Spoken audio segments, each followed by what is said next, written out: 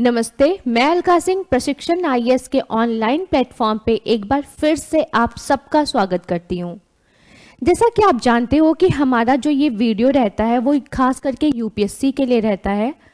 तो आज का हमारा जो टॉपिक है वो भी यूपीएससी के लिए बहुत ज़्यादा इम्पॉर्टेंट रहने वाला है। क्यों? क्योंकि ये आपका एक ऐसे प्रोटीन के बारे में है जिसकी खोज बहुत जल्दी ही हुई है। वैज्ञानिकों ने इसकी खोज की है पौधों के लिए, और ये यूपीएससी का सवाल भी हो सकता है। इसीलिए इस वीडियो को स्किप मत करिएगा, ध्यान से देखिएगा, क्या पता इससे क्वेश्चन पूछा जाए आपके एग्जाम में। तो वो आज का टॉपिक है क्या? देखिए, हम सब जानते हैं कि जो प्लांट्स होते हैं वो फोटोसिंथेसिस से अपने भोजन को बनाते हैं, ठीक है, और साथ ही उनमें वाष्पोत्सर्जन की भी क्रिया होती है। वाष्पोत्सर्जन क्या है? ट्रांसपीरेशन का मतलब होता है कि पौधों से पानी वेपर बनके उड़ता रहता है। तो वो जो प्रोसेस है उसके लिए कौन रिस्पॉन्सिबल होता है?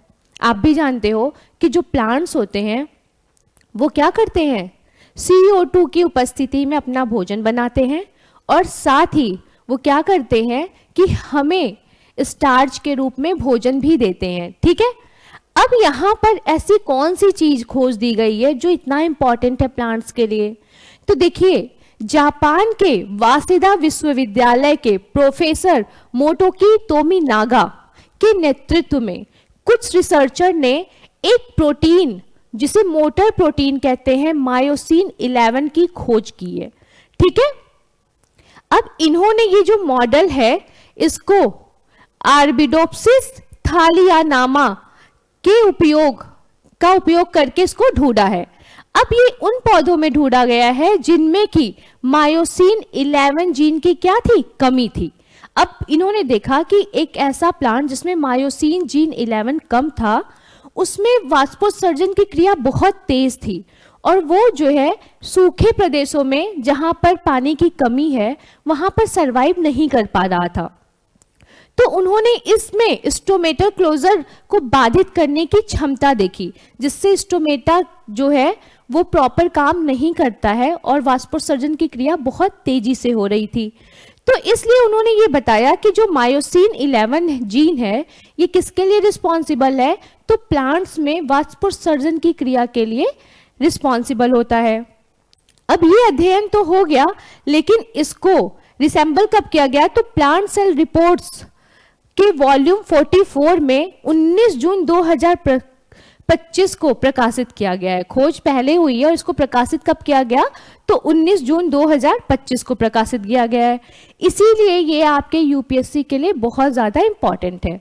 अब ये मायोसिन 11 का काम क्या है, ये क्या करता है, इस पे बात कर लेते हैं। तो देखिए, ये क्या करता है, छिद्रों को बंद करने का काम करता है। जो हमारे प्लांट्स की पत्तियां होती है ना, पत्ती के ऊपर स्टोमेटा होता है, जिसमें स्टोमेटल स्पेस होता है, जिससे क्या होता है, वाष्पोत्सर्जन की क्रिया होती है, ठीक है।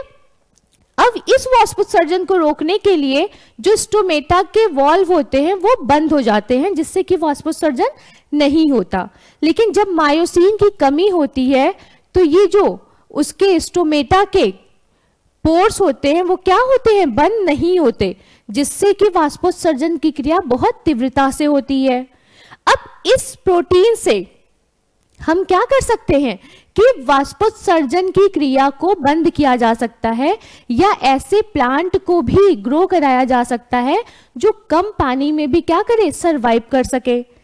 फिर दूसरा क्या है कि ये पानी के नुकसान को कम करता है। सिंपल सी चीज है कि जब वाष्पोत्सर्जन की क्रिया कम होगी पौधों में, तो जो प्लांट से पानी लॉस होता है, वाटर का लॉस होता है, वो क्या हो जाएगा, कम हो जाएगा। फिर तीसरी बात ये है कि ये जो सूखे प्रदेश होते हैं जहां पर सूखा पड़ा रहता है, वहां पर भी प्लांट्स को क्या किया जा सकता है, ग्रो कराया जा सकता है, ठीक है।